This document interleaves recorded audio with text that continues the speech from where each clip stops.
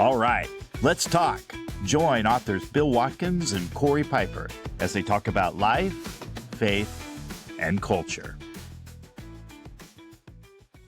Yeah, so that was quite a conversation, episode 4. There was a lot said that I feel like we need to expand on some things, and we can dig deeper into some things. And so maybe we can do that a little later, but I know you want to get to the worldview explanation, because I am, just to set this up, like I've talked about in the other episodes, trying to persuade people, and we saw this when some of the comment guy, to come over to your team to switch from their worldview. There is no God, and it's ridiculous to believe there is a God, and I will never believe there is a God. That's a worldview. And to get them to transport over to a worldview that says, no, there is a God, I get it now, is a conversion experience. And so it really is important for us to understand that when we are talking to each other across these worldview issues, that we have to keep in mind in our conversation the worldview that we're coming from and the worldview we're talking to. So I'm really excited to hear you explain all of that. And I'll plug your book. Oh, yeah. Worlds Apart.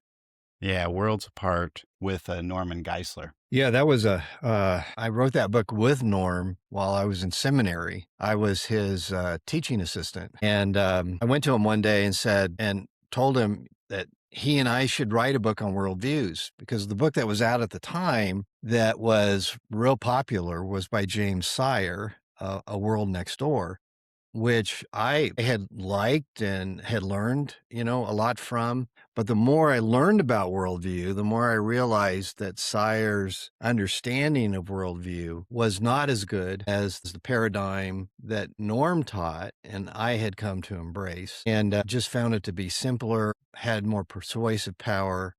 And and by knowing these worldviews, which were just a handful, if you knew those, just by asking someone essential questions and then listening to their answers, you could figure out what somebody's worldview was. You didn't have to examine their life and, get lots of information for you to figure it out. You didn't have to be a cultural anthropologist to understand somebody's worldview.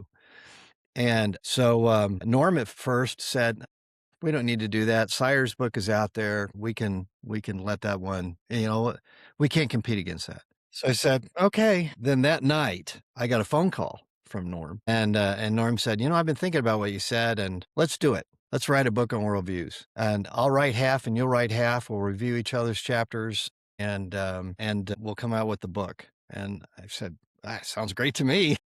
It was my very first book. So, wow, we worked on it for about a year. Write with him. That's pretty. I know. So we worked on it for maybe it was a year or a little bit less. He wrote half. I wrote half. We reviewed each other's chapters and made comments. And so the book expresses what both of us think. And the only thing that did not get in the book that I wanted in the book was I wanted us to deal with the worldview of dualism. And Norm did not want to do it because he believed that dualism was pretty much a dead worldview and did not want to address it. So that did not get in there. So we have 7 worldviews, but I think there's 8. And but anyway, yeah, we can talk more about worldviews. But that book was really a lot of fun to write, and you can tell the chapters I wrote because I have more endnotes than Norm has.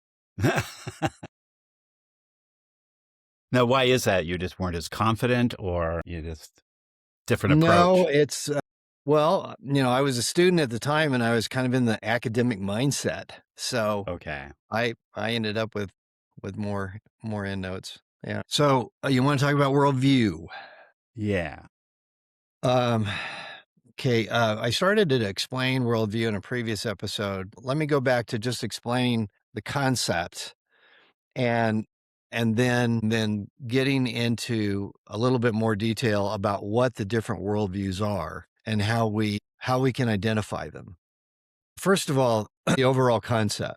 Really simply, worldview is the way we view or interpret the world, including ourselves. It's how we see things. One way to think of a worldview, it's like wearing a pair of colored glasses. So if you were wearing red tinted glasses, everything would have this red tint to it. If you wore orange lenses, everything would have an orange tint to it. Well, that's what a worldview does. It shapes the way we see the world. And then how do we even get a worldview? Well, our first worldview is what we grew up with. It's what comes from our parents and our culture, and in our culture, like music and movies and programs and podcasts and our friends and all those things. Those start to help us form a worldview. We're not conscious necessarily of what's happening and why we think the way we think, but we're coming to certain beliefs based upon this interpretation of the world that's been handed down to us, and then our engagement with it that may be a little bit more unconscious than conscious at times. So it's really important for us to grasp what worldview is shaping our thinking so we can actually have more power over that worldview. We can choose a worldview instead of just having adopted one from people and books and programs and that kind of thing. One of the things that I've wondered about with worldview, so maybe in this introductory part, you could help clarify this one for me, is the way you label the worldviews, which you're going to go through in a minute. It seems like the focus is on a God view, really. Like our view of God, or not God, as the atheist might be, would influence our worldview. So you label them as, this is what we believe about God, and then how does that influence the rest of our lives? And that's essentially what a worldview is. But it is really founded on our God view, isn't it? Yes. And the reason that Norm and I opted for this paradigm of worldview is because worldview is made up of essentially what we believe about the world around us and how we fit into it. And of all the beliefs that you can have, like the natural world runs on its own, or human beings are just products of the natural order, if you have beliefs like that, the question is what's the ultimate belief? What's the one, what's the belief that ties all of this together? And what Norm and I found in all of our reading and research and discussions with all kinds of people over the years is the driving belief, the most important belief, is what they believe about ultimate reality. And that has to do with a God or gods or no God. And in fact, that's the three major branches of worldview: the no God view, which is atheism; the many gods view, which is polytheism or dualism; and then all the others believe in one God, but they have different understandings of either the attributes of that God and or that God's relationship to the world. So you have pantheism, panentheism, finite godism, deism, and theism. And I will list those on the screen, but here they are in order in your book. Just for clarity for anybody listening, the 7 worldviews are 1, theism; 2, atheism; 3, pantheism; 4, panentheism; 5, deism; 6, finite godism; and 7, polytheism. That's the order in which you address those worldviews in your book. Yeah, and that's not necessarily according to the logical structure that we laid out of the worldviews. It was a good order for discussions. We both knew that there were really 8, and I want to write another book that adds that 8th worldview, which is dualism. Now, it's fascinating to me that not only people have different worldviews, but why they have different worldviews. And we like to think, well, it's because we reasoned ourselves to that. And that's usually not the case. Well, people make the claim, too, that we're just born into it. Like if I'm born in a Muslim country, I'm going to have a worldview that's derived from their form of theism. That's right. So my culture is king, as Herodotus says. Yes. How do you deal with that? I think that's true. Between culture, parents, and relatives, in other words, your family network and your culture, those are the two primary feeds into your worldview. But education plays a big role too. And if the education centers, like they are in the United States in many cases, like public education in the United States really is atheistic. Aggressively so. It's not Yes, passive yes, about it at all. yeah. Evangelistic, if you will. It used to not be that way at all. In fact, in the founding schools were all theistic and Christian theistic at that, belief in one God, and with Christianity informing that. Let me since we've mentioned what the 8 worldviews are, let me talk a little bit about how they get filled up. Because if you think of a worldview like a house, worldview like the structure of a house, you have a foundation, you have the walls of the house, you have the roof of the house. That's your basic structure for a worldview. And if you think about your beliefs, your major beliefs, but we don't just believe, if you believe there's a God, you don't just believe there is a God. You have certain ideas of what God is like and whether God engages with the world or not. So you start to fill out the details of your worldview. Like, even if you believe that human beings are just basically animals and nothing more, you're still not going to act like an animal. You're going to you're going to engage with people on a higher level, a more intelligent level, and hopefully on a little bit more moral level than just as an animal. But you start to fill in a little bit more about what you think about human beings, or at least about yourself. And so how does a worldview become fuller than just the answers to basic questions like, is there a God? Does God relate to the world? How did the world come to be? Is there such a thing as right and wrong? Those are the big questions that worldviews answer. But I'm a Christian theist, as you are. Yes. And in our worldview, it's really rich. It's really filled out a lot. We have very specific understandings of right and wrong and how they're grounded and what is right and what is wrong. We can have some differences, in terms of some details, but by and large, we have a rich worldview, or I call them a worldview that's thick. It's got a lot in it, a lot to address all kinds of issues and questions, and a lot of beliefs. Where a thin worldview is sketchy. It's answered a few of the big questions, but in detail, it hasn't really been worked out. It hasn't been really thought through. There are lots of people who have thin worldviews. What you want to do is you want to figure out what your worldview is and then start to fill it in so that you have a worldview that's much more workable. It's not just a general way you interpret things, but it's more informative to what you think and how you live. Do you think that because of the challenges we face as Christians, as theists who have a Christian bent, so our worldview and our beliefs are constantly challenged? I mean, everything, all the time, at its very core. Is there really a God? You are ridiculous if you believe there's a God. You believe the Bible? Why do you believe the Bible?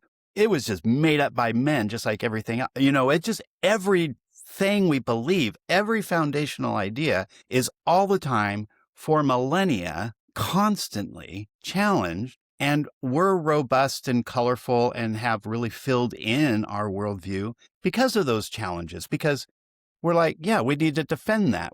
There are good reasons to believe there is a God. And here they are. Yes, there are good reasons to believe the Bible's trustworthy. So yeah, here they are. And we've worked it out. We've researched it. We've archaeologically, well, is that even a word? We've archaeologically defended it. We've historically defended it.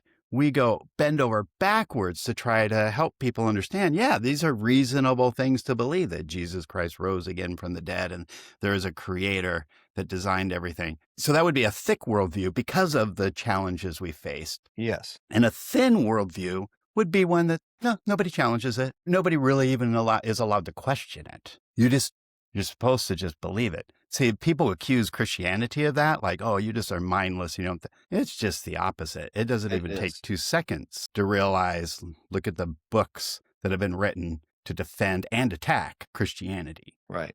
Right. No, I think that's definitely true. And we have not only 2,000 years of church history that we can draw from, but we also have all the years of Judaism that we can draw from. So especially when it comes to the existence and engagement with one God, the only God there is. And so I don't have any problems with somebody coming up to me and challenging me on anything I believe. I'll take it on. But I will say this, one of the ways I filled out my understanding of Christianity was because of doubts I had. I started out as an atheist, believing there was no God. That wasn't my home environment. My home worldview was Christian theism, but I rejected it by the time I graduated from high school. And for about 2 years, I lived and thought like an atheist. I thought it would give me a freer life and I'd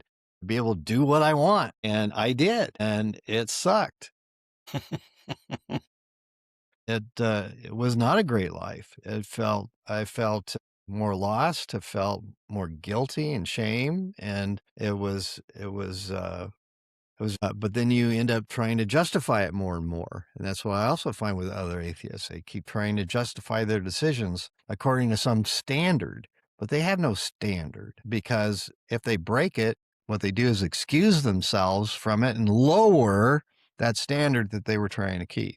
And the bar just keeps going lower and lower and lower. And they become more corrupt, more and more so. So, I have run across some, what I would call some somewhat moral atheists, and some atheists who are kind and gentle, and some atheists who are very intelligent, but they're just wrong. And they're wrong in believing that there is no God, and their objections that they have to Christianity tend to be, from my research and handling my doubts about Christianity and just really seeking to verify whether Christianity is true. So from my standpoint, when I hear their objections, I'm already going, well, that's wrong because of this and this and this. And I can verify it. And I can point to people who are smarter than both of us, in the conversation, who have come to the same conclusions that I have, or at least the major side of my conclusions. Some of my conclusions are a little bit different than the mainstream, the many Christians, but it still fits well within the Christian framework. The Christian framework is dogmatic on essentials, but not on non-essentials. Yeah. And So, so one other question I was rolling around in my brain was, you've heard of A.W. Tozer, of course, and he essentially breaks the world just into two. I mean, there's not 7 worldviews in his mind. He essentially says there's just 2, and it's all rooted in your God view. And you either believe in the one true and living God or you don't. So the Christian theistic worldview, in a sense, is the one we're defending as the ultimate truth. But then all the other 6 that you've listed, 7, and mistakes made about who God is and how he's revealed himself to us in this world. And so I think an A.W. Tozer might just go, there's the ultimate truth and then there's the lie. 2 worldviews. How do you assess that? well, on one level, I think he's right. You're either a believer or an unbeliever. And if you're an unbeliever, you have to be, it's not just a problem of will, it's also a problem of intellect. You believe some things that are just wrong. It doesn't mean that everything that you believe is wrong, but there are some key things that you accept as true that really are not. The reason that worldviews, I think, is so helpful, in other words, to think from that standpoint, as well as that there are believers and unbelievers, is that it helps you to better understand where someone is coming from so that you can better engage them and make yourself understandable to them. Let me give you just a really good example. Mormons are polytheists. They believe in many gods, and Mormon males believe that they can eventually become a god. They believe in an infinite chain of gods going back to the infinite past. That's what they hold. So when I'm talking to a Mormon and he's talking about God, because I know I'll ask him what he believes about God, and then generally they won't tell you that they're polytheists. They won't say that, but they'll keep talking about God and God the Father. And so my question always, because I know where they're coming from, what their worldview is, my question is, so tell me what you believe about God. And usually they'll ask me, well, what is it that you want to know? And I'll say, well, first of all, how many gods are there? And then they'll say, well, there's one God for this world. And I said, that's not my question. I know you believe there's one God for this world, but how many other gods are there? And one reason that's important is because every polytheist, every single one, believes that the gods are finite. They either weren't always gods, they became gods, something gave birth to them, or somehow they earned their right to become a god. So they're limited, they're finite beings. And in polytheism, there's no belief in ex nihilo creation. There's no belief that the world came out of nothing, was created out of nothing. Instead, the belief is the world was always there and the gods shaped the world. Mormonism is the same way. Polytheism is the belief that there are two or more personal gods that have distinct spheres of influence in the universe. Unlike theism and deism, these gods are not viewed as being beyond the space-time world. These gods are not viewed as being beyond. So in theism and deism, God transcends the universe, can exist without the universe. Right. But they don't believe that the gods can exist unless there is a universe. Polytheism, like with the Egyptians, those beliefs and the ancient religions. So they're more in line with that idea. So it strikes me as I've always understood my general impression, my interactions with Mormons, and I haven't dug deeply into their theology at all. I have read portions of the Book of Mormon, but I've always conceived of them as they would be theists in the sense of that they did believe in a transcendent God, but they made Jesus into being not God. He's not part of the Trinity. He's just a man in opposition at war with the evil. I guess he has a brother. Is that right? Something about in Mormonism, Jesus' brother, and they are fighting with each other. So are they both gods, though, in the Mormon concept? Is Jesus a god in the sense that you're talking about in a polytheistic sense?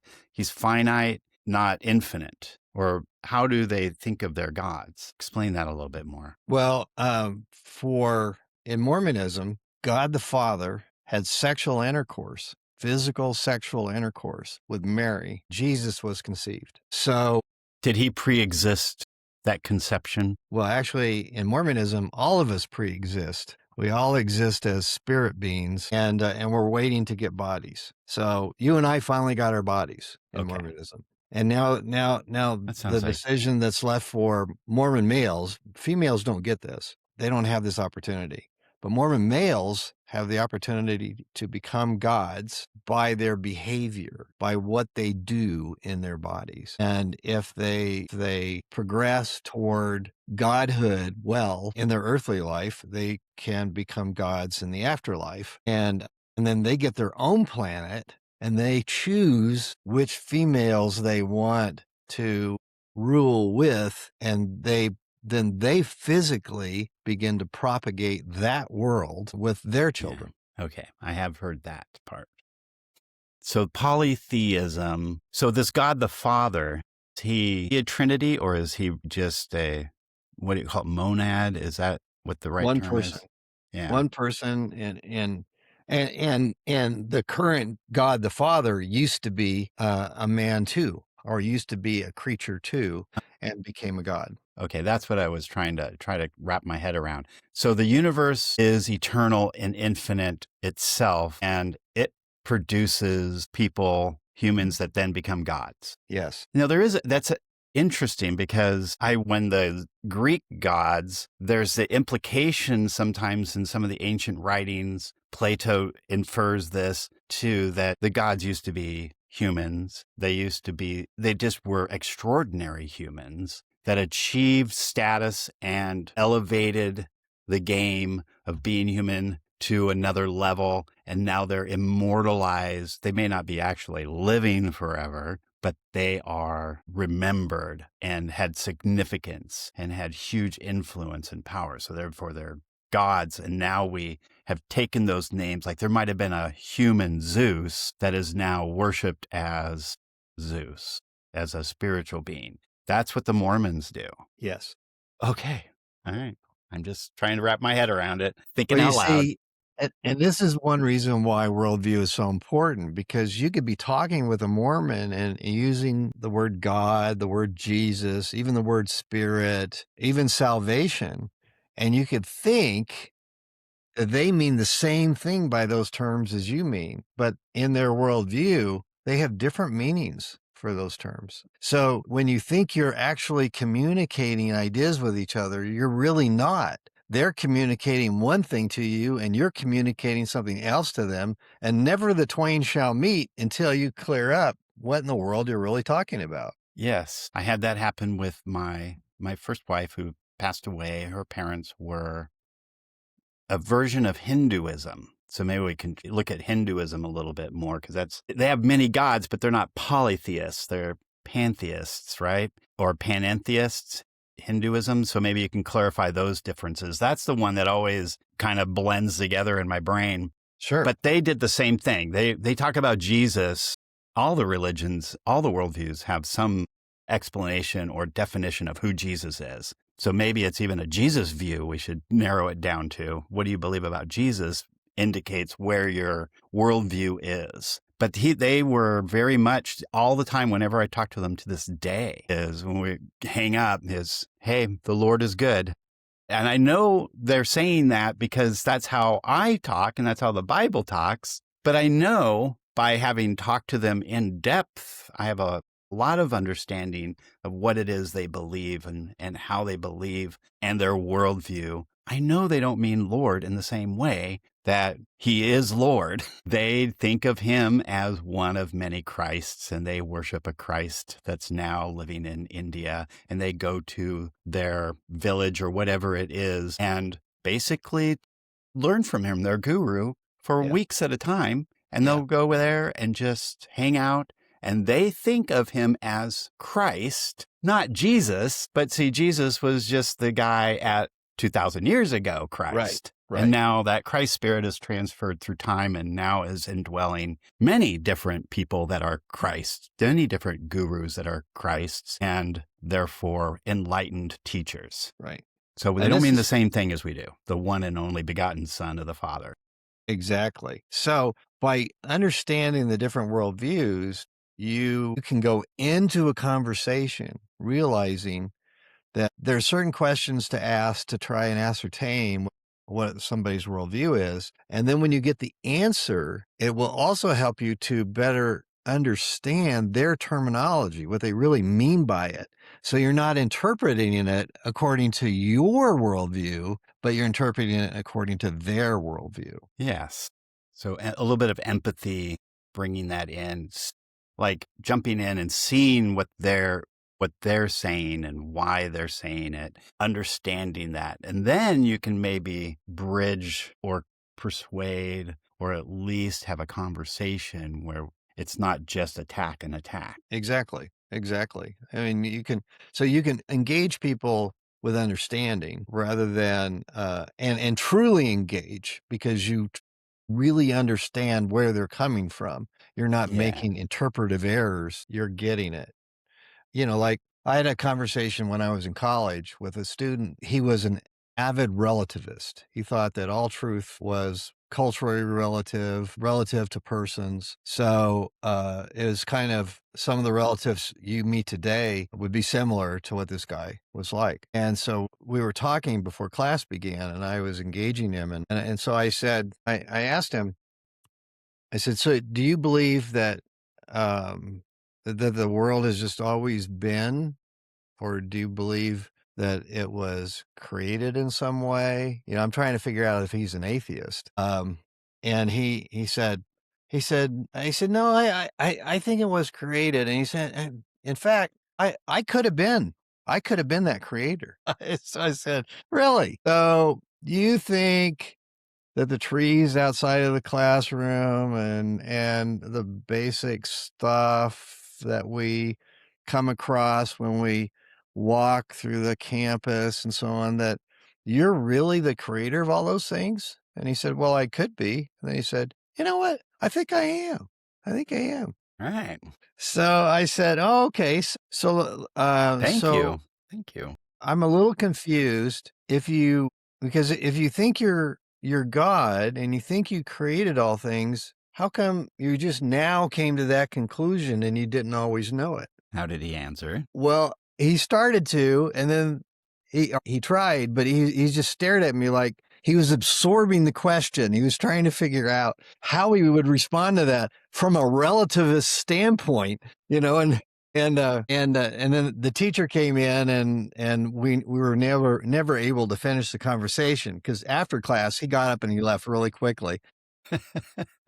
Well, what's the fundamental problem with relativism? Why doesn't it work? Well, relativism, there are lots of problems with it, but the biggest problem is relativism is self-defeating. Or self-refuting. Let me explain what a self-defeating argument or self-defeating position is. So if something is self-defeating, that means that the claim or the argument that's given for a claim refutes itself. Like if I said, I can't speak a word in English, well, I just did.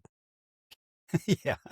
My statement refutes itself. Or if I said, I do not exist and I'm sure of it, well, my statement just refuted itself because I couldn't even say the statement if I didn't exist. I couldn't even be sure of anything if I didn't exist. So it's a self-refuting claim. Well, the idea of relative truth is exactly the same kind of thing. If I say all truth is relative, and then I asked, if I said, really, there's no exceptions? No exceptions. All truth is relative. I said, is that relatively true or absolutely true? Mm-hmm. If it's relatively true, then I could say to that person, well, that's what you think, but I don't, and I'm right and you're wrong. And there's no way you could answer it. Right.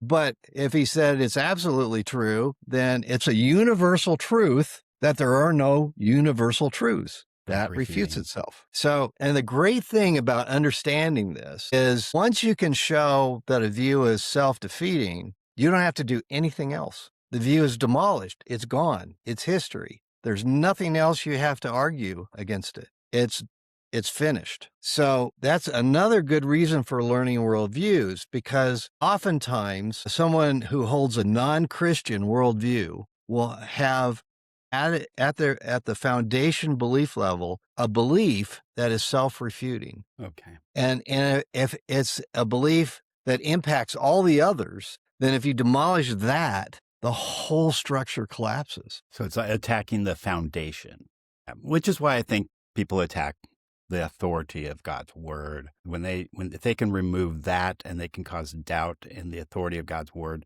then everything it says then collapses for our worldview. That's why we're so dedicated to defending the authority of God's word as the source as God's communication to us about who we are and what we believe and who he is. Well, yeah. And it's really, when I went to seminary, I had just graduated with a BA in philosophy. So I knew what the philosophical issues were that needed to be worked through. And I had already started working through those. But I went to seminary because I really wanted to understand how the Bible came to be and to examine the claims against its veracity. And I did that. And the more I learned, and not just from my professors, but just from my own research, because I went to seminary with a tinge of skepticism. How do I know that the argument I'm getting is good? And so I wanted to verify it as much independently as I could. And that And that also has given me not only a greater understanding of the criticisms, but also a better understanding of the answers and why the answers are good. When somebody brings up, an argument against the authority of Scripture or its historicity or anything like that, I'm armed to bear. Let's go, baby. Well, we'll need to let's lay that out sometime. Well, I would love to understand more of your distinction because they seem to be almost the same thing to me. Pantheism and panentheism. Probably most people haven't even heard of panentheism. So could you define the two and explain the difference between the two? Sure. So pantheism, the word pan means all and theism means God. So pantheism is all is God and God is all. So many Buddhists are pantheists. Many Hindus are pantheists. There are American thinkers who were pantheists. Albert Einstein was probably a pantheist. And in pantheism, it's interesting that the world for pantheists is either an illusion or it's so identical with God that it is real, but it's as much spiritual as it is material. Because God isn't a material being. God in pantheism is a spiritual being. It's immaterial. Many environmentalists are pantheists when they talk about Mother Nature.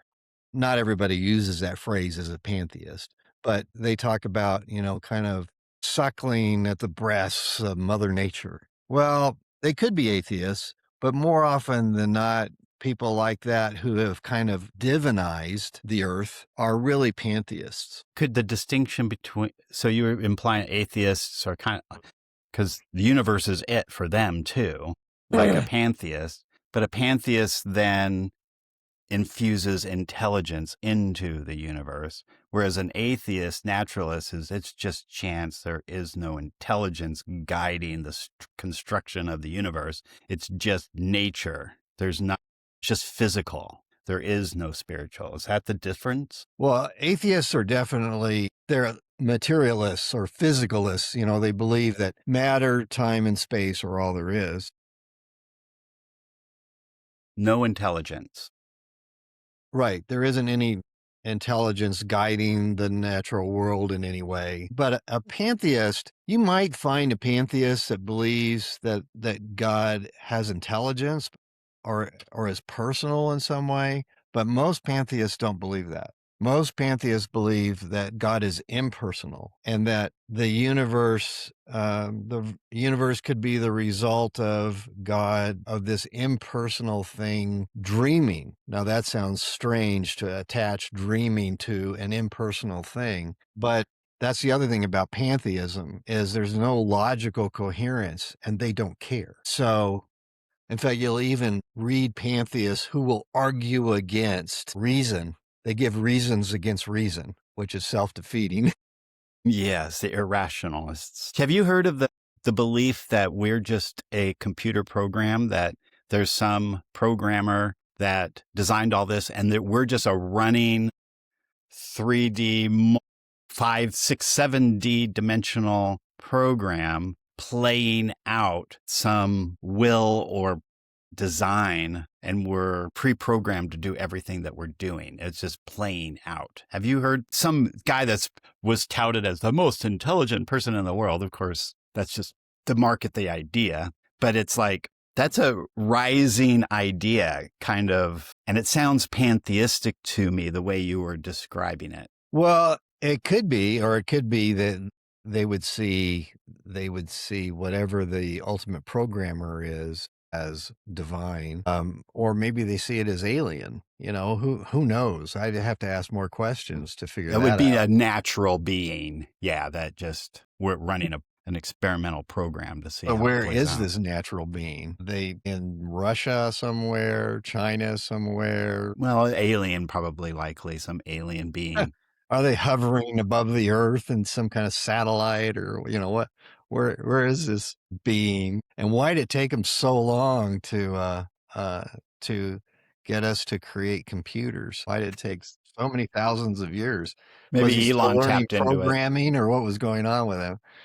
Yeah. I just think it's such a ridiculous idea. Well, part of me goes, though, that's almost exactly, I mean, what we believe, well, what pantheists would believe about the universe. You're right, there's an impersonal nature. I keep getting the wrong word. There's the yin and the yang, there's the positive and negative, there's the good and the evil forces, but then there's karma, which is the impersonal laws that we try to align with. And the better we align with those laws, they don't care who we are. You just align with the laws and then you're going to do okay. They don't even really care about your moral code ultimately. It's just, are you behaving in such a way that aligns with the laws that we can comprehend? They haven't been derived. They haven't been divinely imparted to us. We've just figured these things out. So is that pantheism too? That seems to fall into polytheism with the gods and the councils of the gods designing and influencing humanity. But pantheism is the universe itself, our very substance. You know, the New Age movement. I lived in Sedona for a while, and UFOs were going to come up out of the ground underneath Bell Rock. And world enlightenment. Remember the harmonic convergence back in Yes, 1988? yes. All of that, I was living in Sedona at the time. And so the New Age movement was huge. And that was this, we're just little specks. We're pieces of the universe. We are God. I am God. Because that whole movement, that's pantheism. Or does that bridge into panentheism? A worldview, I've got to step back and make a clarification between worldview and religion to answer your question. A worldview is basically a philosophical construct. And in a philosophical construct, you can have a variety of beliefs, including about God and whether there is a God and so on. But you don't have to make a commitment to your beliefs. You should to be consistent, but you don't have to. Not in kind of a philosophical understanding, but the religious understanding is what brings commitment to those beliefs. And it doesn't mean that no philosophers have commitments. You know, obviously they do, but you don't have to have a commitment that wedges you that tightly to your worldview if you're not religious. The religious component is what gives that great volitional commitment to it. Now, we know as Christians, there are some people who are lukewarm Christians, right? Yeah. Yeah. Well, I would just say they don't really grasp Christianity yet, because you can't be lukewarm and be a Christian at the same time. I think Jesus had something to say about that in Revelation. Yeah. But there's so anyway, so in the New Age movement, and this is the other thing about religions. Some religions are not wedded to a particular worldview. Some, like Hinduism, for example. Let me start out with Hinduism, and then I'll get to the New Age thing. You can find Hindus in their popular religious expression are polytheists, not generally pantheists. Okay. Intellectual those Hindus become, the more they really study and get into things, they tend to abandon polytheism, or they see polytheism as kind of the lower rung of religious commitment, and they move up to panentheism or pantheism. Pantheism being the ultimate, because in Hinduism, the self is called the Atman, and the Atman is one with Brahman, and Brahman is considered the all, the one. So if I'm truly Brahman, if that's who I truly am, then and you are truly Brahman and so on, then there really are ultimately no individual things. There's just the all, the one.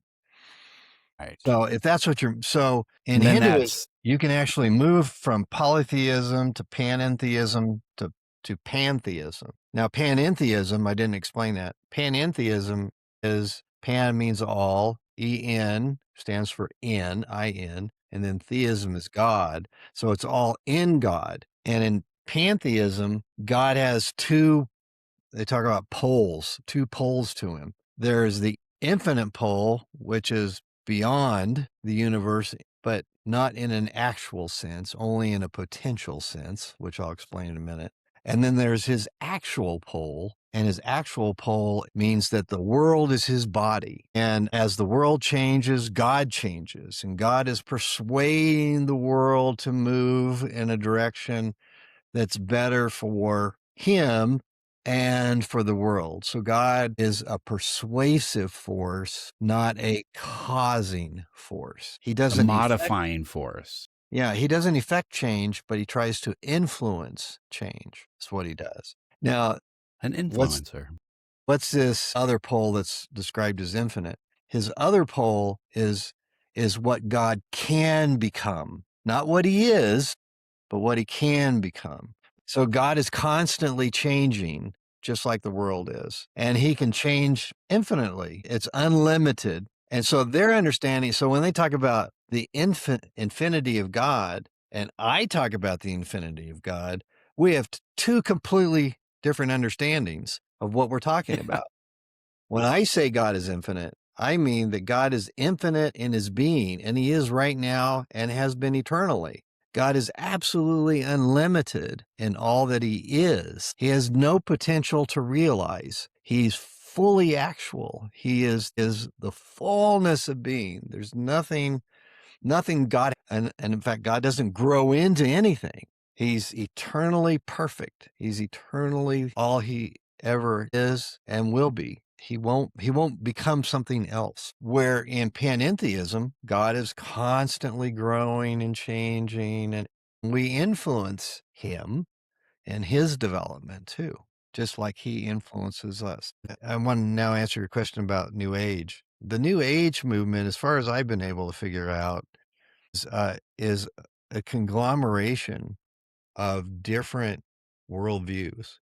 In other words, at its heart, it's irrational. It's a Because smorgasbord. because the worldviews really are mutually exclusive. But you'll have, like, oftentimes a belief in spirits, and that you're trying to get in touch with, these spirits, if they have any kind of a divine nature, are gods then, or they're maybe semi-gods, like Plato's demigod, who was the creator of the material world, but so that the god who's remote didn't have to dirty his nature with everything else.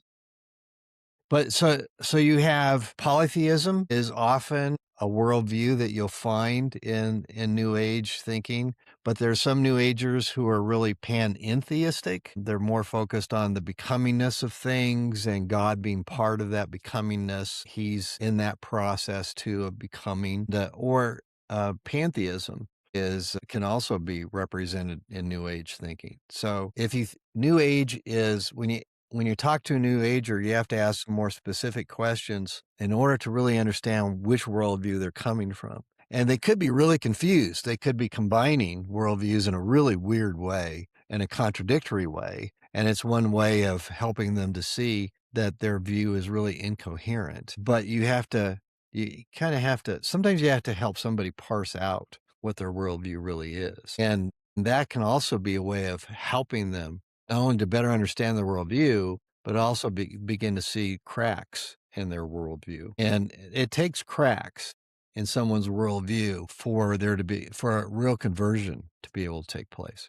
So what do you think helps get somebody to go from these other worldviews? I'm abandoning the entire foundation of the way I viewed the world and the way I viewed God, and coming into this new view? That's a great question. And it's one of the things that I've explored in my work on worldviews. And so I'm going to give you the short answer and then explain it.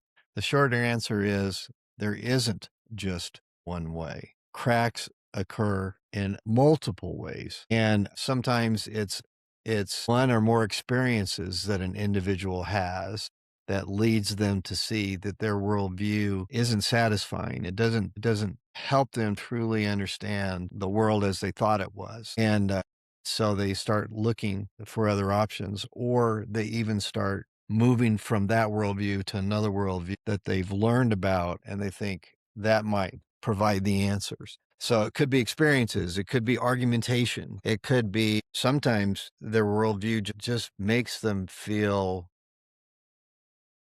inadequate, or makes them feel, like in my case, shame or guilt, or sometimes it's,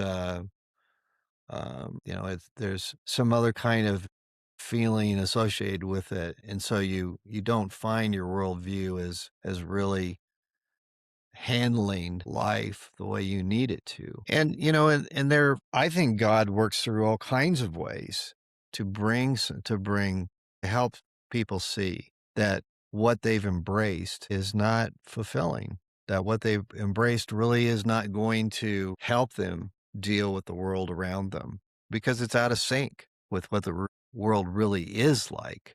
Remember, a worldview is an interpretive grid. It's the way we view the world, and we can change the way we view it.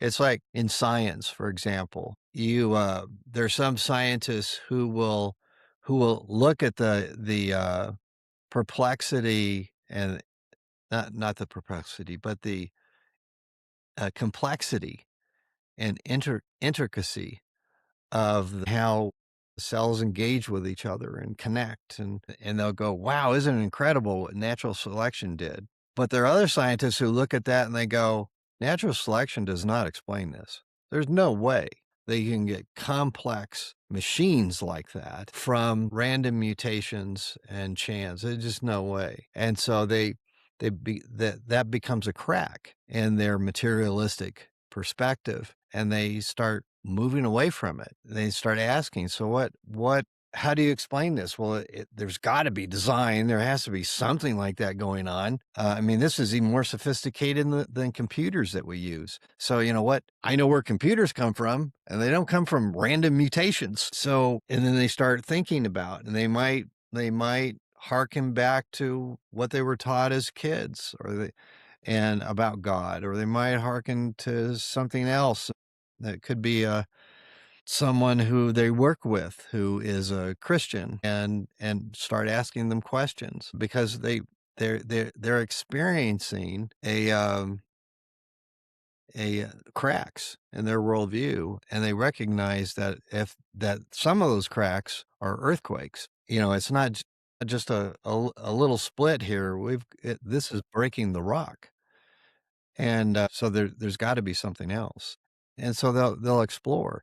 But sometimes people like C.S. Lewis, with all the reading he did as a kid and his growing up, and he was pursuing, in all of it, he was pursuing joy, what he thought joy was. And as he was pursuing it, at first he started out basically as a materialist. And then as time went on, then he began to believe there's goodness and beauty that's embedded in this world. And materialism doesn't seem to deal with that, but he accepted at least that. And then later on, he realized that in his pursuit of joy, that he had become a believer in God, but he still wasn't a Christian. And then all of a sudden he realized he was thinking like a Christian, and he said, I think I've become a Christian. For him, it wasn't a conversion, like an immediate, instantaneous conversion experience. It was very, very gradual. And that's the way it is for some people. I'm a Protestant, and I grew up hearing conversion stories, and the conversion stories were usually dramatic. But the reality is that there aren't conversion stories are very different too. Yeah.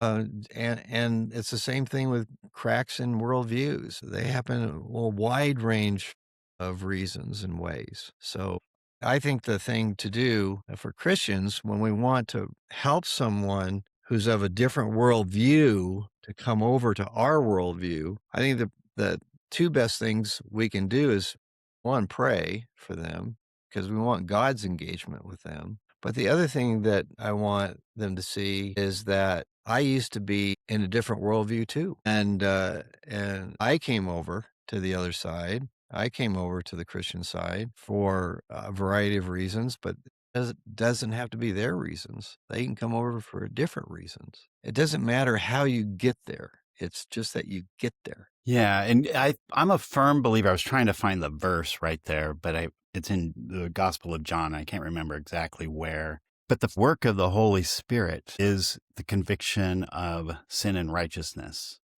So God is working in everybody's life. Yes. He's calling out. He's trying to draw all of us to him.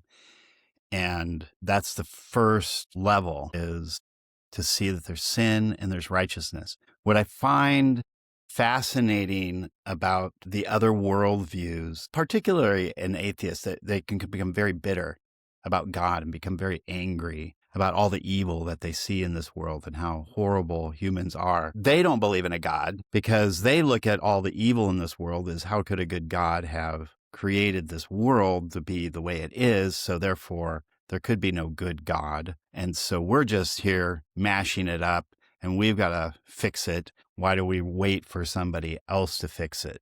How do you respond to somebody who says that? Uses as a former atheist yourself. Uses evil as a way of keeping a distance from theism?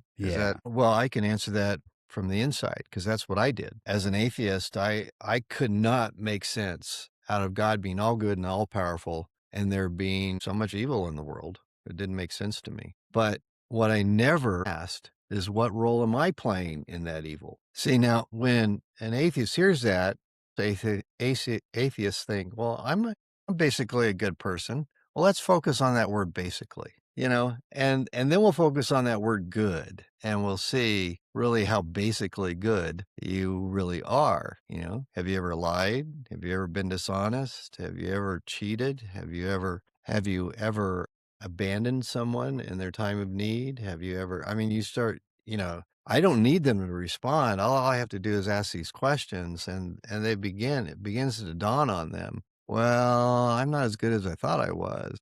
And so there's some self-evaluation that has to go on there to realize that I'm a participant in the evil that I'm railing against. Yeah.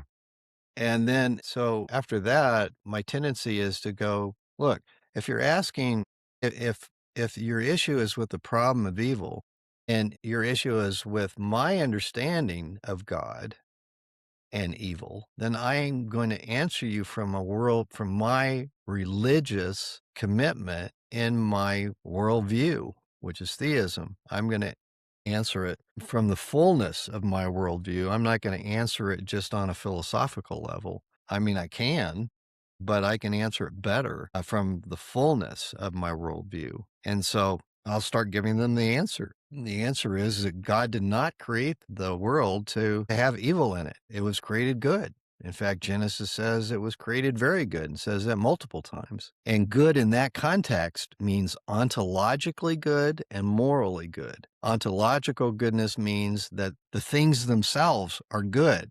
They work exactly like they were created to do. There's no dysfunction. Nothing's out of sync. Everything is working just as it was created to do. And that's the ontological goodness. And the moral goodness is there was nothing that was corrupting anything. There was no corruption in God's created world. So, and then I explained to them, and a corruption is a privation. It's something that eats away at what is good. In fact, privations cannot exist on their own. God could not have created a purely evil world. That's impossible, because that would be no world at all. You can't create privation by itself. There has to be goodness. Otherwise, there can be no privation. So, and then go and say, so how did evil even enter into this good creation? Well, Genesis tells us.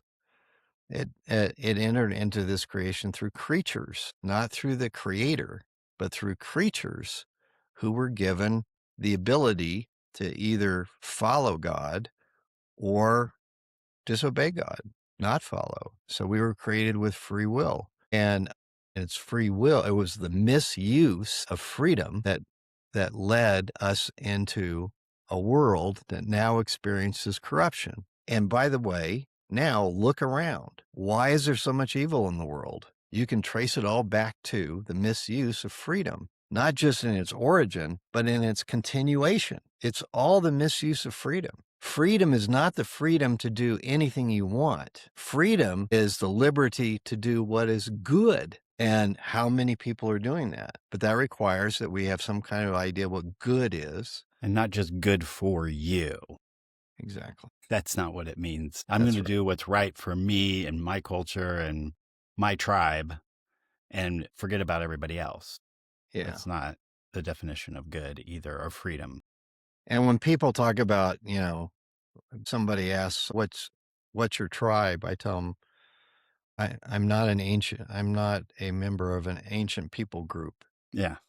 I don't have a tribe. I'm a part of the human race, and I am a Christian. So I'm a member of Christ's church, but that's not a tribe. Right. It has none of the characteristics of a tribe. So I'm No, not in fact, in Revelation, it talks about all tribes and nations and languages will be worshiping him. So we're actually exiting the idea of tribalism and uniting under in one kingdom under the true king, and that's who we're defining and who has defined himself for us, and we submit to that definition or we reject it. And the Spirit of God is working in everybody's heart to draw them to himself.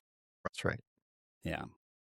So the answer to evil is, how do we get it? The misuse of creaturely freedom. Why does it continue? The misuse of creaturely freedom. What will end it? The correction of creaturely freedom. It will be God coming and establishing his kingdom with creatures who will now always use their freedom well and never badly.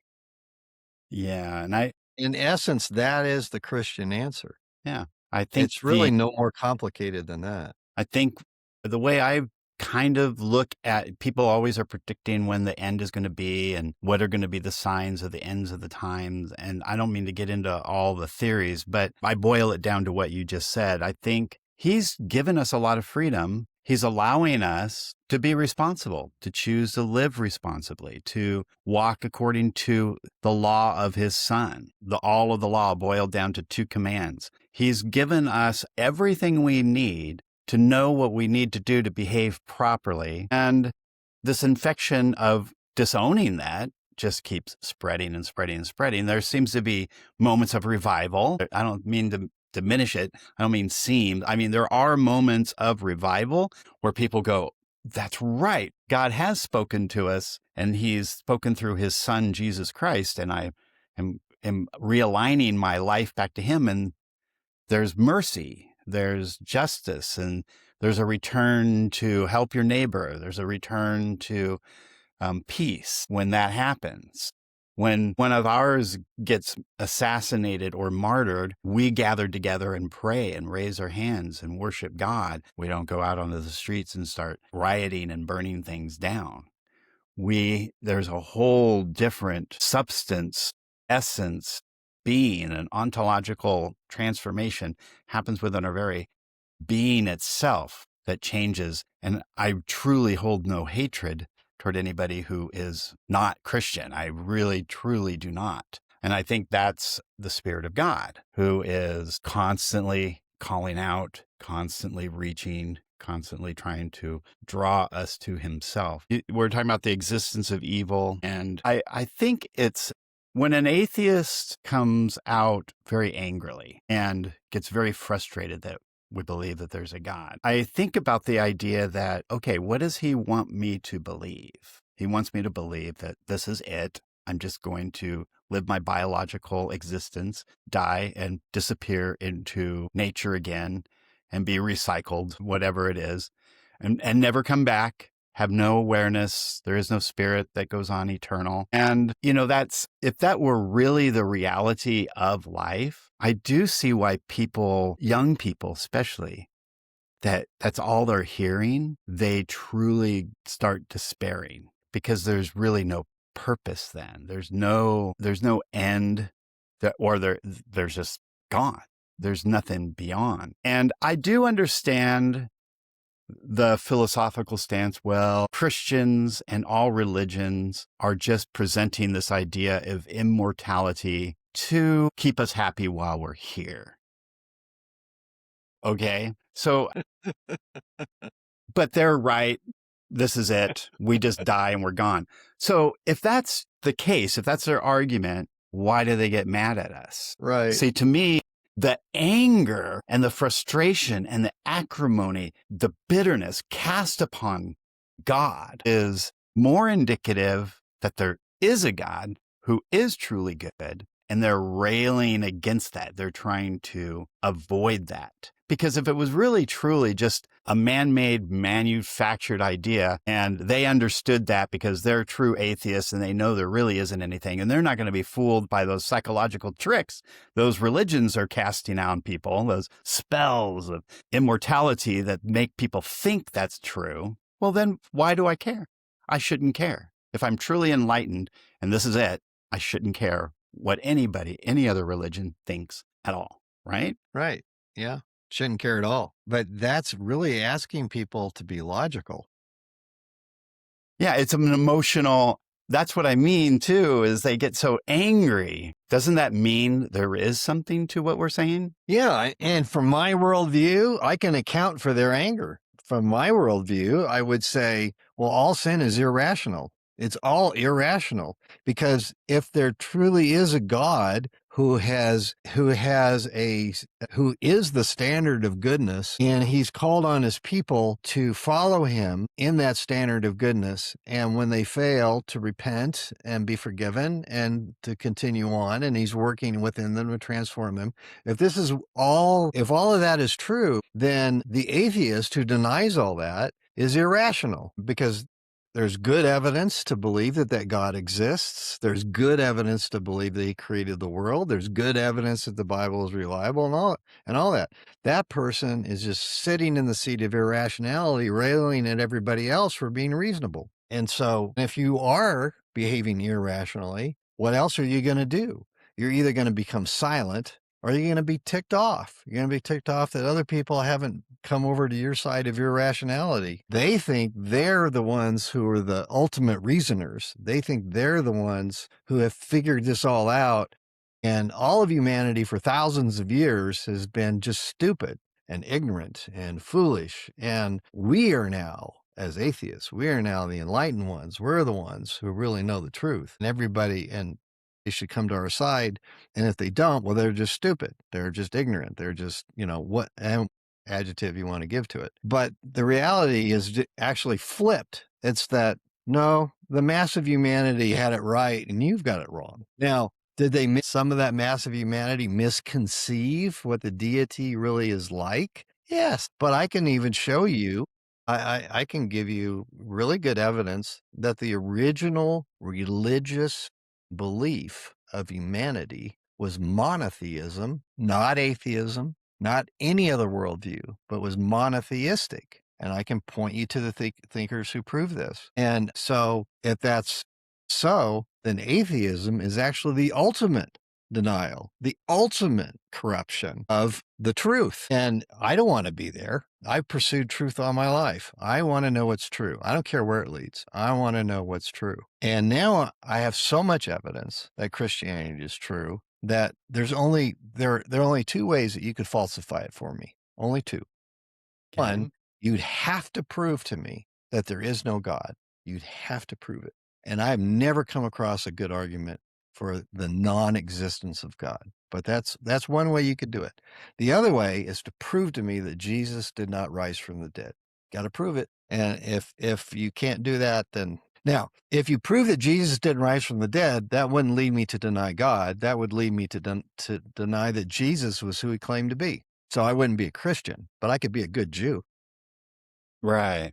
Or I could be of some other religious persuasion that was theistic. But I haven't seen any good evidence at all that the resurrection never occurred. I've looked at all the arguments, and some of them are just silly. I love Josh McDowell's book, Evidence That Demands a Verdict. I think he lays out, as an atheist studying the issue, I'm going to just rip these Christians to shred on this idea that a guy rose from the dead and he gets converted by investigation. That's right. That's right. So, and that's what I tell people and say, so good luck, fire away. And because I've looked at the evidence, I know what the evidence is. I know how strong it is, and I'm not worried. I'm not concerned. I believe, in other words, my beliefs aren't empty or foundationless. Yeah. It's My beliefs full. have rich, full content, and my beliefs have strong evidence. I'm not worried at all. And The atheist, he's in a different position. If he thinks science supports his view, it does not.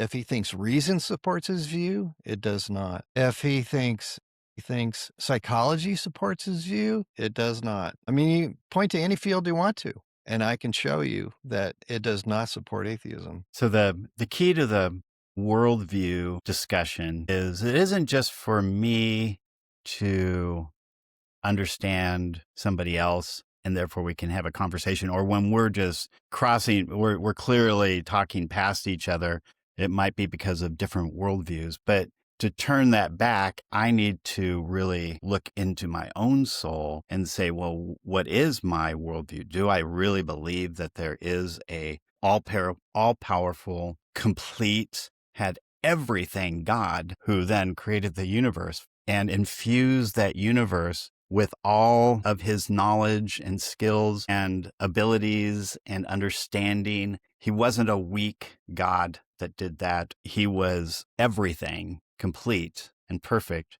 and then revealed himself in this universe. But so do I believe that?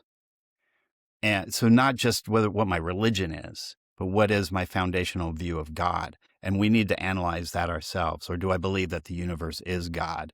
Because atheists believe the universe is God, a creator. They may not intelligentize that God, but they think the universe is all there is and material is all there is. And is that who you are? And do you believe in many gods, polytheism? What all these things are, don't we need to become aware of what ours is and evaluate Yes. those things? Yes, and that's one of the things that even study of worldview or even a basic understanding of worldview will often do is it will lead the searcher or the one who's trying to figure it out. It will lead them to examine themselves, and really, I think that's the most important thing in life. I agree with Plato, that the unexamined life is not worth living. Young men, the unexamined life is not worth living. But Master, how do we begin? By questioning everything, even yourselves. And we need to examine ourselves. And I don't live your life. I don't live anybody else's life. I live mine. And I want to understand things the way they are and what they could be and what my place in it all is. I didn't create this world. I was born into this world. And I didn't create American culture. I was born into American culture. Am I a participant in it? Yes, sure I am. But what kind of a participant am I going to be? It's the same thing in a church. It's not just, I've heard some people say, Christianity isn't about you. And I'd say, well, if it's not about me, if Christianity doesn't really speak to me, if Christianity isn't about changing me, then why do I have to be personally engaged in it? It doesn't make any sense. Yeah, but that's the other thing I love about Christianity is not just it reflects on the material and the physical, it accepts both, the physical and the spiritual, excuse me. But it also accepts us as you are an individual and we cooperate with each other like a body. Whereas some religions or worldviews are, hey, we're just a drop of water in an ocean. You're not really an individual. So I love that Christianity honors the freedom. It honors choice. It respects our individuality. And it also requires us to work collectively and cooperatively with each other. We are a group, but we're not just an amorphous group, a shape-shifting blob that can become anything. Christianity embraces individualism and community. Yeah. It's not one or the other. It's both. Yeah. And in fact, I would even argue you can't have community without individuals. Good luck with that. A political theory. Boy, we're about ready to read. I'm going to be diving into Edmund Burke and his analysis of the French Revolution. which was rooted in Jean-Jacques Rousseau's philosophy, political philosophy. So political liberalism, collectivism, giving up your rights, thinking that that's making you free. And then also Burke's understanding of, hey, there's just the way things are. There is a structure that exists.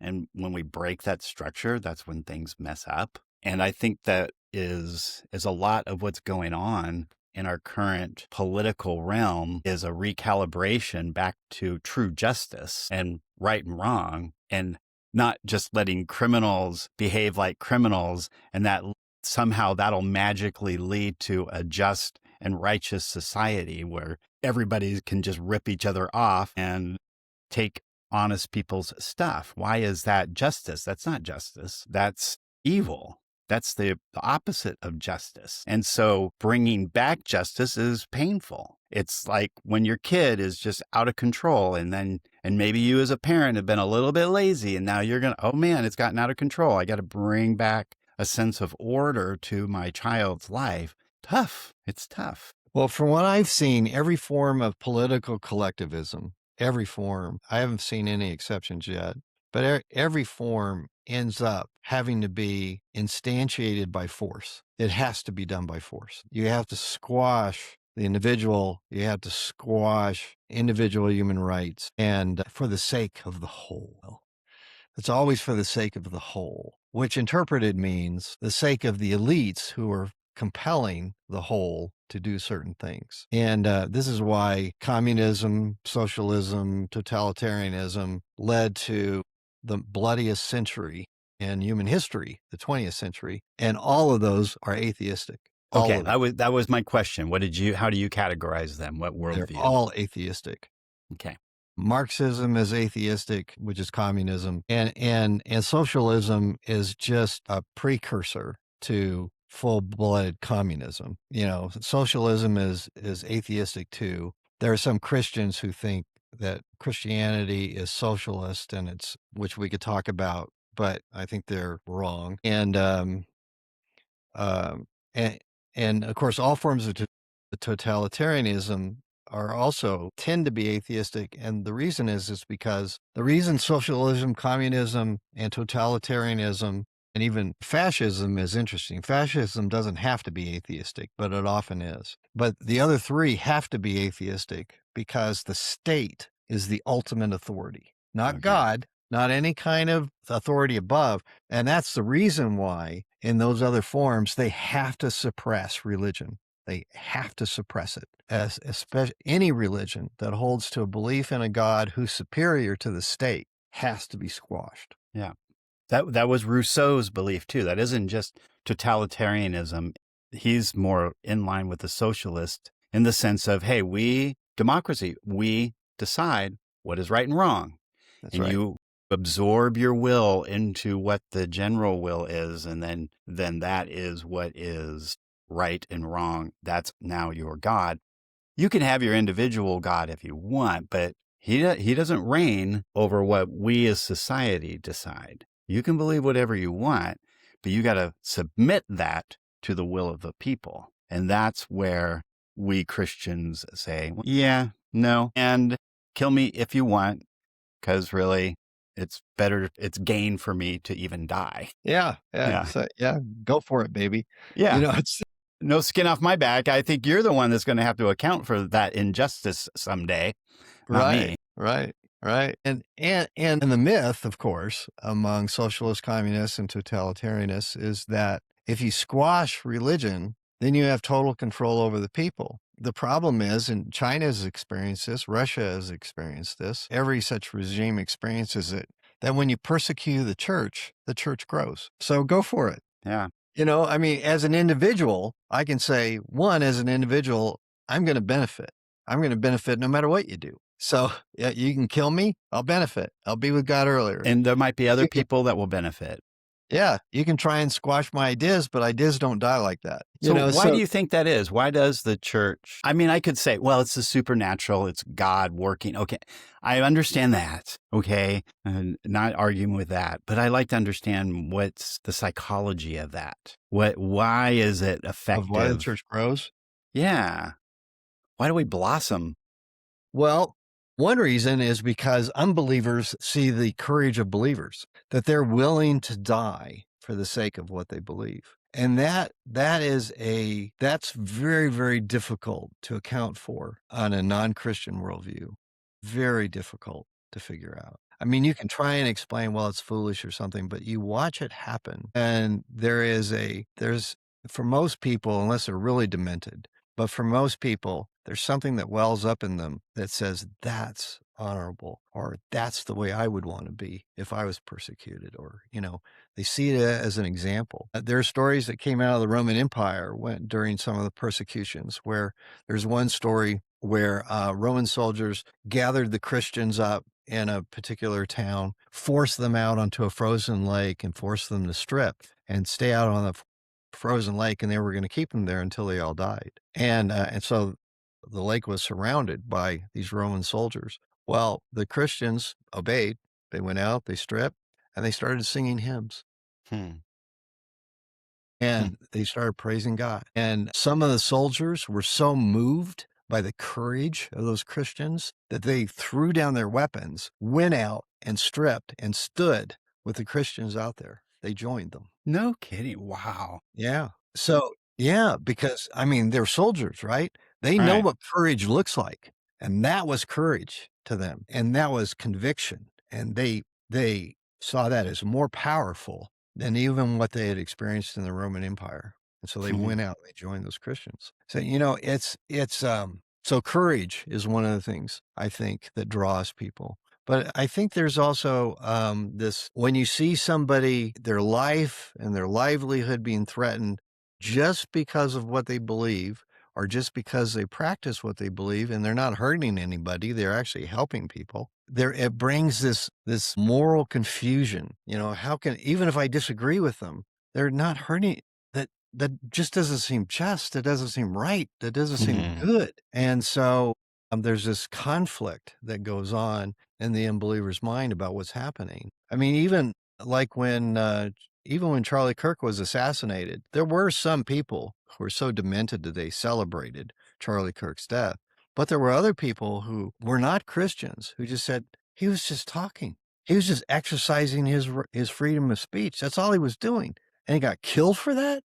There's something wrong about that. They may not fully understand what it is, but it actually drew them to want to hear more of Kirk, and even to try and understand what Turning Point USA is all about. I think the worst response was indifference. I'm just going to, some just didn't say anything because they didn't like Kirk anyways. And so they just didn't say anything about it and didn't involve themselves in it. And then a few weeks later, then they start, well, he was kind of annoying, wasn't he? Kind of brought it on himself, didn't he? So they weren't even courageous enough to even cheer, but they weren't challenged enough. Well, maybe I was wrong about Kirk because he didn't do anything. He was not a criminal. Revival happens after a martyrdom happens is because evil becomes clear. You can't escape it anymore. And once you realize there's true evil, murdering somebody just for talking, that should strike our hearts with, that's so wrong. You don't have to be a Christian to understand that. You just need to be a human to understand that. Like, why did that happen? Who did that? That's evil. And now you start exploring the nature of good. But ultimately, I think you've said it before, he's going to bring justice on this earth. He is going to deal with those slave traders, those sex offenders, those money launderers, those drug cartels. He is going to deal with the evil. He will. They may seem to be getting away with stuff, but he's going to deal with it. Don't worry. He is good, and he will deal with the evil in this world. Yeah, and in fact, in talking about the problem of evil, I think there are numerous instances that I can point to, and not just single events, but even trains of events where I could make a case that that was God working out his justice for that nation, or for that people group, or for that individual. Now, I'm not going to say that every single evil event I can say why it happened and how God is involved, or not involved. I can't say that. But I can say that God is all good and he never commits evil. So any evil you see is not his. And only creatures can commit evil. And I think Solzhenitsyn was right when he said, the line of evil goes through every human heart. Hmm. We're all participants. And, I definitely don't want to be. I want to live a different kind of a life. And I do that with God's help because I can't do it by myself, but I do it with his help. And I'm not perfect any more than any other human being is perfect, but I really strive not to be a wicked person. And yet it's easier to be bad than it is to be good. So if it's a matter of convenience, it would be much easier to be a bad person than a good person. Scripture teaches that all of us are not only under sin, but we are sinners. The natural leaning is away from good and toward evil, but there's something embedded in us that shames us in the process, that tells us we're moving away from a standard that's been embedded in us by God. This is what our conscience does. If we haven't seared it, that our conscience convicts us. The Spirit uses all these things to convict us. There is a natural moral order that has been given by God. It's only natural because God embedded it in us. And C.S. Lewis deals with that brilliantly in Mere Christianity. yeah, and also the abolition of man. The appendix in the back of that book is really powerful, showing how throughout history and in a variety of different cultures, how there was a basic understanding of what was good and what was not good. And you can see it in the justice codes, and you can see it in the proclamations, and you can see it in the teachings of many of the major religious leaders. Lots of differences in details, but on the whole, there was agreement. But all of that is upside down now. I mean, the left, have you ever seen Stranger Things, that series? I watched the first season. I was like, wow, that was really good. The second season, the third season, I just gave up. It was getting ridiculous. And apparently, I thought they were done after 4 seasons. Well, I watched the whole thing, and my wife and I watched it because our grandkids were really into it. So we wanted to see what it was all about, and we watched it. But I think about the left when I think of the upside down world, because in Stranger Things, the upside down world was under Hawkins, and it was a replica of Hawkins, but a corruption of Hawkins. And that's how I see the left, the political left in the United States and in Europe and other places where it's manifested itself. Seeks to proclaim itself as a spokespersons for reality, but it's just a distortion of reality. That's all it is. And it's a horrible distortion of reality, like the upside down world. And it won't make things better. It will make things worse. It always makes things worse. You can look in history. You can see wherever the ideologies that the left propounds have popped their head up, you can see how destructive it's been. Yeah. But people aren't taught history anymore. They're not taught political realities. Instead, they're taught political theories and often distortions of those. They're not taught the Constitution or the Declaration of Independence. The schools have become propaganda factories. And so when I hear how hard a teacher works in a public school, my heart actually sinks. Because if they're the kind of teacher that is pushing this propaganda, I want them to fail. I don't want them to succeed. How foolish is that? Just like a political leader who, I don't care what their position is. I don't even care if they're president of the United States. If they advocate a belief system that's destructive to the country, I pray they fail. I pray for their failure, not for their success. Yeah. I do pray for my president, but when my president is politically corrupt, I don't want them to succeed. I don't want them to get better at it. I want them to get worse at it. I want them to get caught. I want them to lose support. I don't want them to gain support. That's ridiculous. That'd be like praying for demons. I mean, I'm not going to pray that demons get better at what they do. Yeah. Why would you do that? It Yeah. just doesn't make any sense.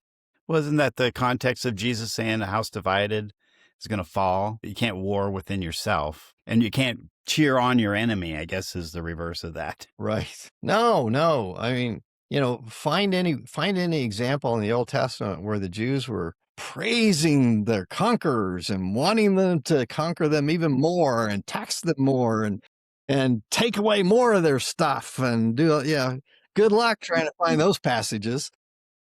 And try and find those passages where God was praising the conquerors. Instead, God would say, I'm going to bring like Assyria upon you.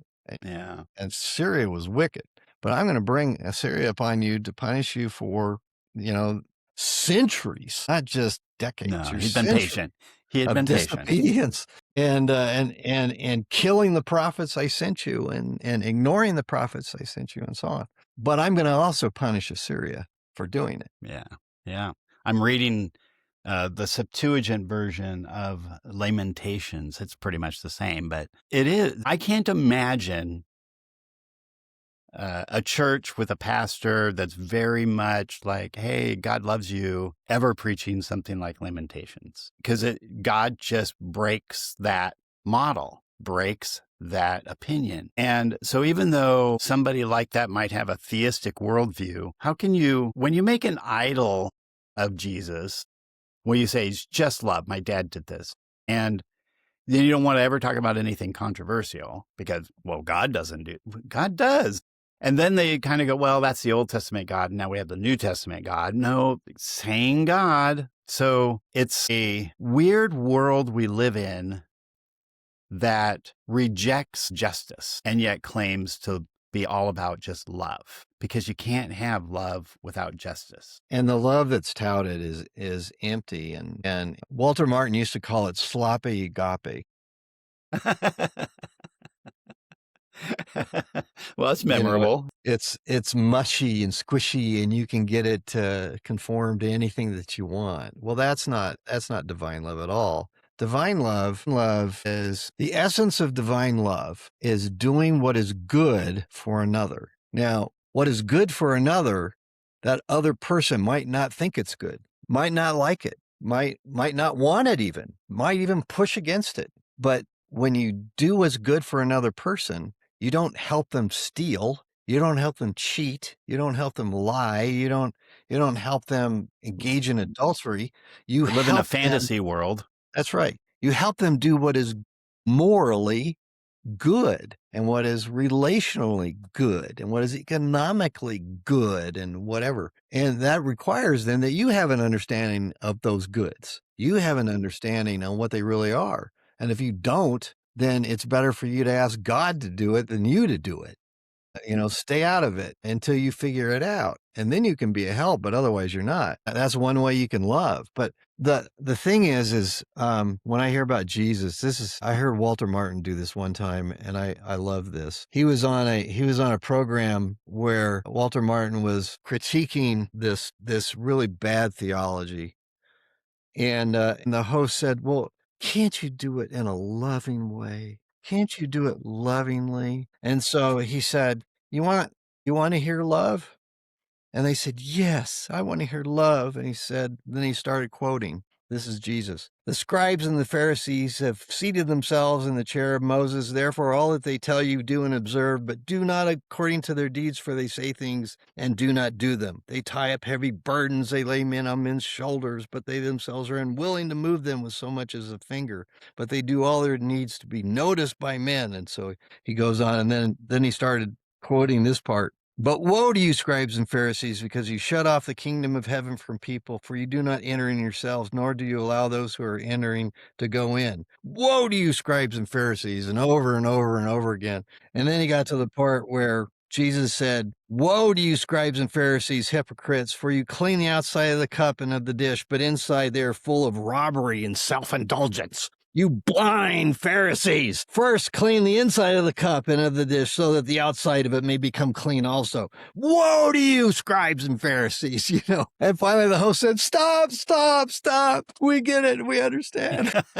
See, we want it to be mushy and cute and Woe to you, beautiful and scribes and serene Pharisees. and Yeah. Woe to you, scribes and Pharisees. well, and then and what I like to do is one of the most memorable stories Jesus told is the story of the Good Samaritan. But people don't understand that story was deeply offensive because what does Jesus do?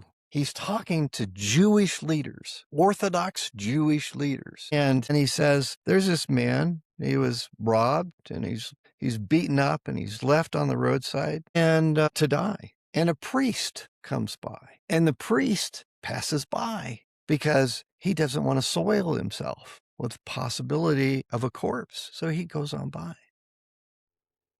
And then a Levite comes by. The Levites are in charge of the worship. Yeah. And a Levite comes by and he ignores the needs of the man too. So who's the hero of the story? A Samaritan. Samaritans were hated by the Jews. Hated. They were despised. They were the heretics. They were the unclean. They were the muggles, the half-breeds. Well, yeah. And a good Jew, would never go through Samaria. He would walk around Samaria to get to where he wanted to go. He wouldn't go through Samaria. But Jesus makes the Samaritan the hero of the story. And then at the end, he says to them, was the neighbor, who was the compassionate one? Who was the loving one in this instance? Forcing the religious leaders to answer, and they wouldn't. They did not want to acknowledge that Samaritan was the hero of the story. And they're seething inside. So Jesus, in telling this, what we think of as such a wonderful story, such a humanitarian story, was taking a knife and sticking it in their side and turning it and saying, now you tell me, who is the good person here? Who is the loving person here? You tell me. Not you guys. I Maybe a mean, hint. come on. Just a little hint here. Yeah. And this is just one of his stories. There are some of his stories that we have watered down. We have taken away the impact. This would be very similar if Jesus were here during the time of the 90s, during the civil rights demonstrations and stuff. And if he were here and he were in the South and he were with Southern Democrat governors and he told this story and he made the hero of the story a black man. This is what Jesus was doing. And Jesus is the incarnation of love. So love doesn't ignore the error, the stupidities, theologies, and so on of the other people. Instead, it strikes at the heart of all that to get people to wake up, to get people to truly understand what is good and what is right. He doesn't ignore it. Love doesn't ignore it. Love goes after it, So that's what I want to do. And so, was Jesus kind? Yes. Was he gentle? Yes. But it's not the kind of gentleness we think. We think of someone stroking a lamb or, we see these pictures of Jesus in this real soft light and we think of him as kind of almost in a romantic way. And that's not. It's an idol. Yeah. That's not divine love. That's not what it is. Making Jesus a businessman, a good businessman like they did in the 20s. That was a big thing to promote Jesus and Christianity as you look at the model of Jesus and look at the multiplication of people, like started with these 12 and look what it's become. Say that's a good business model. Okay, that's a good point. That's an idol. And the loving Jesus that just floats, puts a hand over everybody and puts water into their mouth. He does all those things, but you're idolizing it. Yes. Because he also is the one who said, I came to bring a sword. I came to set brother against brother, because you're going to have to make a choice, everyone. Who are you going to follow? Are you going to follow the Lord or are you going to follow yourself? Yeah, Jesus wasn't crucified because he was a nice guy. Everybody hated him. The They leaders loved hated him as long as free health care, truly free health care, Yeah. and true free food. He did all of those things for free, and they loved him. Healing, food, entertainment. It was fun watching him confront the Pharisees. Yeah, take on the man. But then when it came to really what he was about, Palm Sunday. We love you. You're the king has come. And a week later, kill the bum. Yeah. Well, Christian theism as a worldview, I'm committed to it and I'll defend it.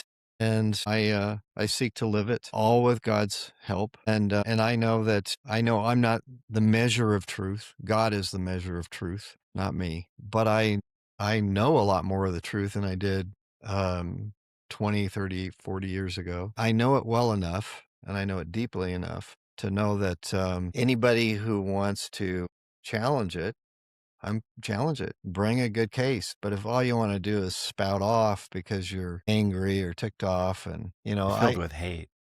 if I'm with you, I can treat you pastorally. I can try and help you with that, but I'm not going to ignore it. I'm not going to just say, well, how do you get at it? You get at hate by trying to help someone understand where that is coming from. Jesus said, basically, don't be worried about people who hate you, or understand that those who hate you hated me first. Right. There you go. They hated me Mhm. first, and they hate you because you loved me and you're committed to me. And I know that. So that kind of hate that comes out, I never take it personally. I know it's not about me. It's about they're railing at God, and it's sad to see, but I understand it, and I did disagree with it. But I know that the problem lies within them. It's not with the worldview. It's with them. Yeah. All right. Well, we better wrap it up. Okay. Well, that's all for this episode of Let's Talk. Bill Watkins and I, Corey Piper, thank you for joining us. We started our conversations together over 20 years ago in the hallway of a school, and we've never stopped talking. We're happy that you're going to be joining us. No sermons, just honest discussions. If this sparks something in you, hit that follow button so you never miss an episode. Also, share this with a friend who's wrestling with the same questions. We're all in this together. And please drop a 5-star review if we're helping you think more deeply. It fuels the algorithm and spreads the dialogue. Until next time, keep reasoning, keep growing. See you soon.